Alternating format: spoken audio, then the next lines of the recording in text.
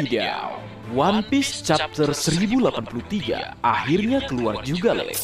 Dengan judul chapter, Kebenaran Tentang Hari Itu. Judul chapter 1083 merujuk kepada kejadian di Marizoa, konflik antara pasukan revolusioner dengan pemerintah dunia. Baik, tanpa berlama-lama lagi, mari kita lanjut berlayar. One Piece chapter 1083 dimulai dengan menampilkan sebuah cover request. Don Quixote do Flamingo sedang bersama seekor anak burung pada sebuah pulau. Dengan diperlihatkannya kembali Don Quixote do Flamingo pada sebuah cover request, membuat marga anime berpikir jika Oda Sensei tampaknya akan mengembalikan Don Quixote do Flamingo pada cerita utama, didukung dengan berbagai clue yang telah diperlihatkan selama ini. Ditambah cover request yang menampilkan Doflamingo sedang bersama seekor anak burung, seolah mengisyaratkan jika Doflamingo memulai sesuatu yang baru, memulai perjalanan barunya. Menarik. Masuk ke cerita utama chapter 1083, dimulai di sebuah kerajaan Kamabaka, melanjutkan chapter sebelumnya, di mana Sabo berbicara dengan Monkey D. Dragon dan juga Emporio Ivankov pada sebuah ruangan tentang apa yang terjadi di Tanah Suci Marizoa beberapa waktu yang lalu. Kita bisa melihat Sabo mulai berbicara kepada Dragon dan Ivankov. Sabo menginformasikan jika pasukan revolusioner berhasil menyelesaikan 3 misi di Tanah Suci Marizoa.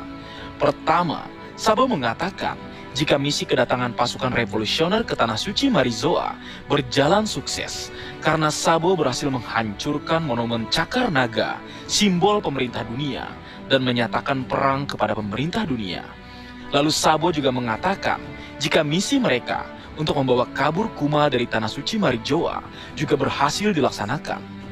Setelah Sabo berbicara tentang Kuma yang berhasil diselamatkan, kita bisa melihat Monkey D. Dragon meminta maaf kepada Sabo karena telah kehilangan Kuma di kerajaan Kamabaka. Yap, kita tahu Kuma telah berteleportasi ke Marizoa dan saat ini sedang memanjat Red Line. Kembali ke kilas balik, lalu Sabo melanjutkan pembicaraannya tentang apa yang terjadi di Marizoa, tentang kerajaan yang memberontak kepada pemerintah dunia. Kita tampaknya mendapatkan informasi jika terdapat 8 kerajaan yang menentang pemerintah dunia ketika insiden Marizoa atau Reverie pada beberapa waktu yang lalu. Sabo mengatakan 8 kerajaan tersebut menolak membayar pajak kepada pemerintah dunia. Salah satu kerajaan tersebut adalah kerajaan Lulusia yang telah dihancurkan pada chapter 1061. Dengan pemberontakan yang terjadi, Sabo mengatakan jika pemerintah pada akhirnya mengirim Ksatria Suci atau Holy Knight ke kerajaan-kerajaan yang memberontak untuk menangani atau menyelesaikan permasalahan atau pemberontakan tersebut. Setelah Sabo berbicara tentang 8 kerajaan yang memberontak dan terlibatnya Ksatria Suci, di dalamnya kita bisa melihat ekspresi Monkey D. Dragon dan Ivankov langsung berubah. Dragon mengatakan jika musuh sesungguhnya atau perang yang sebenarnya akan dimulai ketika para Ksatria Suci atau Holy Knight bergerak. Lalu kita bisa melihat pada panel manga ditampilkan 9 siluet Ksatria Suci, 9 bayangan dari Holy Knight. Sebelum berlanjut, marga anime mencoba membahas tentang Ksatria Suci atau Holy Knight. Holy Knight merupakan Ksatria Suci yang menjaga pemerintah dunia, khususnya penguasa sesungguhnya, Gorosei dan Imsama. Seperti yang dikatakan Monkey D. Dragon, jika merekalah musuh utama Revolutioner Army. Dengan diperlihatkannya siluet dari Ksatria Suci, membuat stok karakter yang ikut pada final saga bertambah, karena tampaknya para Ksatria Suci diisi orang-orang kuat yang mampu menghancurkan sebuah kerajaan ketika mereka diperintahkan bergerak. Pada siluet Ksatria Suci, kita menemukan sesuatu yang menarik, yaitu siluet yang paling depan, yang mirip dengan Akagami no Sans, mulai dari gaya berpakaian, pedang dan letak pedang yang terlihat sama. Apakah ini akan menjadi sebuah plot twist tentang siapa di balik siluet mirip dari Akagami no Sang tersebut? Atau ada karakter lain yang memang mirip dengan Sans? Atau bisa dikatakan kembaran Sans? Karena marga anime menemukan suatu hal yang menarik, yaitu pada chapter 907. Sosok Sans yang muncul di hadapan Gorosei tidak memiliki bekas luka pada wajahnya.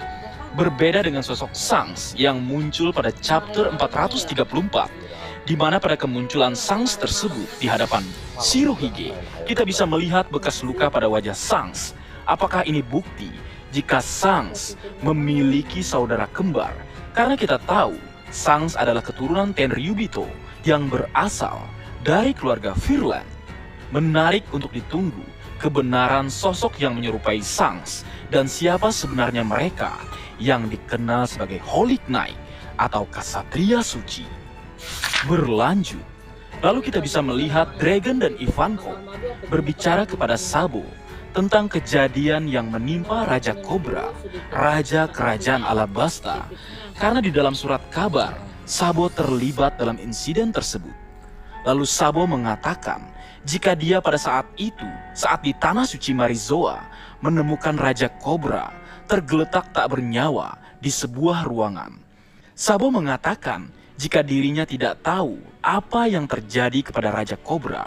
Lalu Ivankov dan Dragon memberitahu Sabo jika pemerintah dunia beranggapan Sabolah sebagai sosok yang membunuh Raja Cobra, sehingga ekspresi Sabo berubah. Sabo terkejut melihat surat kabar yang memfitnah dirinya membunuh Raja Cobra pada insiden Reveille. Berlanjut, di sebuah kilas balik Tanah Suci Marizoa, pada panel pertama kita melihat kehancuran dan kebakaran hebat terjadi di Tanah Suci Marizoa karena penyerangan yang dilakukan oleh pasukan revolusioner.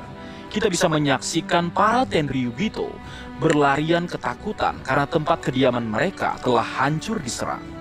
Pada pertempuran tersebut kita bisa menyaksikan kekuatan dari Komandan Bagian Utara Revolusioner, Komandan Karasu, yang menyerang para agen pemerintah dunia menggunakan sebuah jurus tombak hitam, sehingga para agen pemerintah dunia dikalahkan seluruhnya. Lalu kita diperkenalkan dengan buah iblis Komandan Karasu, yaitu buah iblis Sosososonomi, buah asap hitam yang bentuknya seperti logia. Sebuah buah iblis yang mampu memanipulasi asap hitam menjadi berbagai bentuk, mulai dari tebasan angin, menjadi gagak, dan membuat tombak hitam raksasa. Berlanjut, di sisi lain Tanah Suci Marizoa, kita bisa melihat Komandan Pasukan Selatan, Lindeberg, sedang membebaskan para budak yang berada di Tanah Suci Marizoa menggunakan senjata Kulsuter, senjata yang mampu menghancurkan batu laut. Di saat pasukan revolusioner menyerang Tanah Suci Marizoa secara membabi buta, kita bisa melihat kedatangan para admiral di pertempuran. Pada panel tersebut bisa disaksikan pertarungan antara Komandan Karasu melawan Admiral Fujitora, di mana Komandan Karasu mengeluarkan serangan tembakan burung gagak ke arah Admiral Fujitora. Namun serangan tersebut mampu dihalau oleh Admiral Fujitora dengan mudah. Berpindah ke lokasi lain, pertarungan Admiral Green Bull melawan Morley, Komandan Pasukan Barat Revolusioner. Bisa disaksikan pertarungan besar yang terjadi antara raksasa Morley melawan manusia hutan Admiral Green Bull, di mana Morley menusuk tangan Admiral Green Bull dengan tombak miliknya. Namun pada pertempuran tersebut tampaknya Admiral Green Bull tidak bisa berbuat banyak karena para Tenryubito berada di lokasi tersebut, sehingga mereka tidak bisa menggunakan semua kemampuannya. Bisa disaksikan seorang Tenryubito yang mengatakan kepada Green Bull jika sampai mereka terluka, para admiral akan mati dieksekusi. Hal tersebut menjadi halangan para admiral untuk mengalahkan para komandan revolusioner. Di saat pertempuran berlangsung, kita bisa melihat para mantan anggota CP9 yang terdahulu, yaitu Jiabura, Blueno, Khalifa, dan yang lainnya, yang saat sekarang ini menjadi anggota CP0. Berbicara tentang pertarungan antara admiral dan pasukan revolusioner, Jiabura mengatakan jika pertempuran mereka tidak terjadi di Tanah Suci Marizoa, mungkin pertempuran mereka akan jauh lebih besar dan mampu menghancurkan segalanya. Kemudian Admiral Fujitora diperlihatkan bersiap untuk serangan besar-besaran yang membuat pasukan revolusioner terkejut. Berlanjut, di lokasi lain dalam sebuah ruangan, kita bisa melihat Sabo sedang berlari mengawasi keberadaan Kuma yang saat sekarang itu masih menjadi budak Tenryubito. Seperti yang dikatakan Sabo pada chapter 908, jika misi utama mereka di Tanah Suci Marizoa adalah menyelamatkan Kuma. Kita bisa melihat Sabo di sana sedang berusaha mencari cara untuk menyelamatkan Kuma dari Tenryubito. Lalu kita juga melihat Supernova Jewelry Bunny juga berada di dekat lokasi Kuma berada. Meskipun pada akhirnya, Kuma kembali pergi dengan berteleportasi menuju Marizoa dan saat sekarang ini sedang memanjat dinding Red Line. Berlanjut, pada bagian akhir chapter kali ini, berada di lokasi lain, lokasi yang jauh dari pertempuran, tempat atau lokasi para Gorosei berada. Kita bisa melihat Rob Lucy sedang bersama Vivi pada sebuah ruangan dan mereka sedang berbicara tentang Raja Cobra. Lalu kita melihat Raja Cobra sebelum kematiannya. Dia menggunakan kursi roda, bergerak untuk menemui Gorosei untuk berbicara sesuatu hal. Dan sebelum dia mendatangi para Gorosei, Raja Cobra meminta Pel dan Chaka untuk menjaga kerajaan Alabasta dan juga putrinya, Nefertari Vivi. Lalu chapter 1083 ditutup dengan memperlihatkan Raja Cobra bersiap menemui Gorosei. Dari dialog Raja Cobra tampaknya dia sudah menyadari jika dirinya akan mati di tangan Gorosei. Itulah sebabnya dia meminta para bawahannya untuk menjaga Vivi. Di sini Oda Sensei membuat kita bertanya-tanya bagaimana bisa Sabo berada di lokasi tempat Raja Cobra berada dan apa penyebab kematian Raja Cobra yang kemungkinan kita akan mendapat jawabannya pada chapter 1084 atau chapter selanjutnya. Itulah beberapa hal yang kita temukan dalam chapter 1083, chapter yang membahas tentang kebenaran yang terjadi di Tanah Suci Marizoa pada insiden Reverie.